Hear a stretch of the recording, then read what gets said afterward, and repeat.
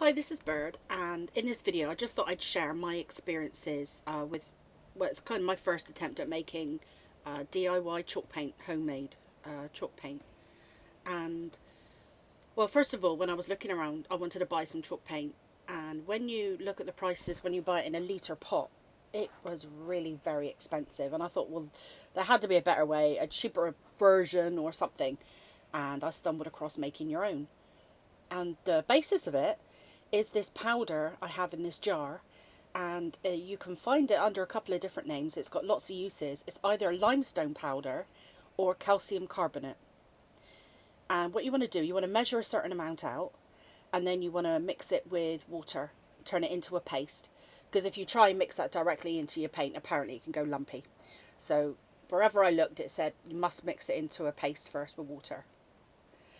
Different techniques I found using chalk paint. Some of them say to water the chalk paint down, so I don't think it matters how much water you use to make your paste in the beginning at all. Now, another thing I found when I was looking around, that different people gave different ratios of how much powder to use in proportion to your paint. Some people said to use two parts paint to 1 part powder, and some people were saying to use as much as 4 parts paint to 1 part powder. So what I did here was I split it in the middle, and I've used 3 parts paint to 1 part powder. So because I scooped out 2 scoops of powder, which I then turned into a paste, I'm now adding 6 scoops of paint. I've just used a basic white emulsion here, although some of the recipes that I looked at called for what they called latex paint. I'm assuming that would be like a vinyl matte, but I did mine with plain emulsion, and part of that is because I think it'll be better for when I want to distress things, which I did in this video later on, because it kind of stays water soluble a certain amount, so you don't have to sand it back. You can rub it back with a damp cloth in the areas that you want to be distressed, and I think that worked particularly well with the emulsion. Okay, so I'm giving it a good mix, and I'm not actually showing on the video how long I mixed this. I did actually take a good while because obviously all that dense paste was at the bottom. I'm using just a bone folder here.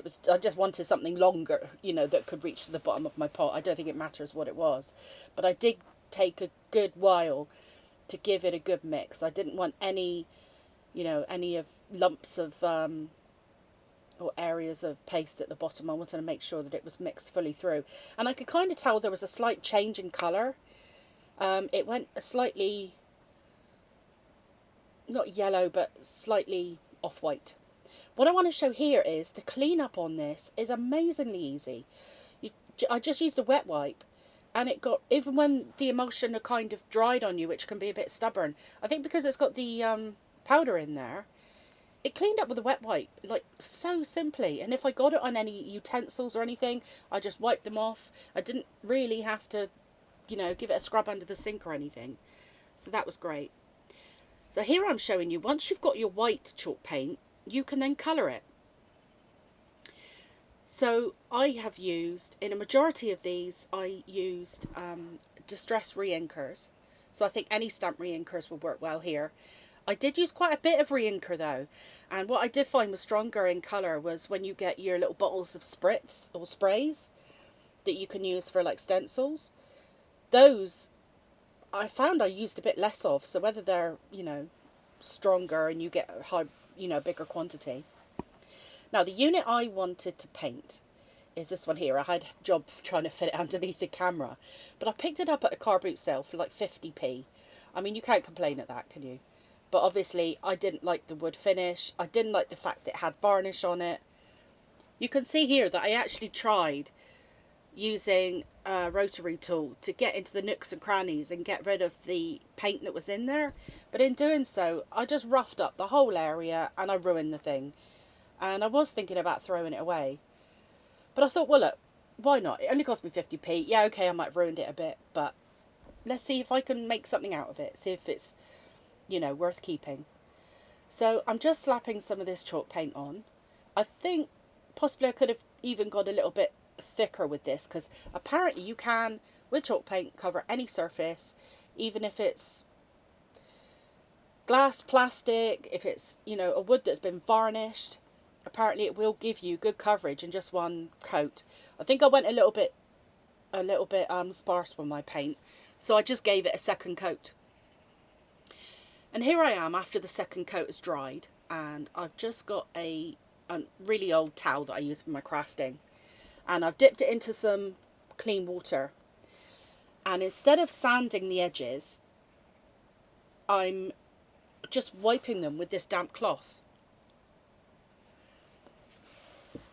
Because when you sand, I'm always worried that you're going to go through the paint and actually sand back parts of the wood itself, which isn't a good thing. So I figured, well, this must be better for the furniture, you know, not necessarily for this piece, but so I thought, well, let's give it a try. I've heard that people say you can, you know, rub it back and distress it just using a damp cloth, so I thought I'd give it a go. One thing to bear in mind is that if because obviously this paint will remove with moisture, is that if what you're painting is either going to get wet in any way, you know, say you have you know, cups sat on it, if it's like a side table or something, or if it's something that's going to take a lot of handling, then apparently it's best to coat it. It's best to give it you know, a top coat of something, whether that's a clear varnish or a wax top coat. But obviously with this unit, it's not going to get a lot of handling or have anything wet on it, so I'm not worried about that at all. I found that my cloth might be a bit dry here, so I added a bit more water, and then I found that actually, you know, I could wear the paint back a lot easier then. But all in all, I found this really easy, and there's very little mess, and when you do that, the cleanup is so easy. I think this is great. I mean, chalk paints, well, especially when you're talking about coloured chalk paints for crafting, they're quite expensive for a really teeny tiny little pot.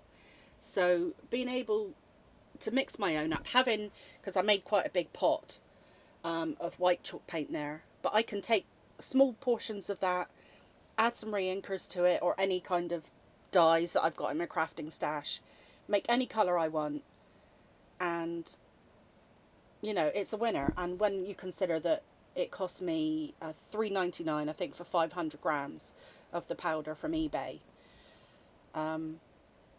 you know, it's something that I would definitely do again, and I encourage you to have a go. And here's the finished unit. You can see a before and after there.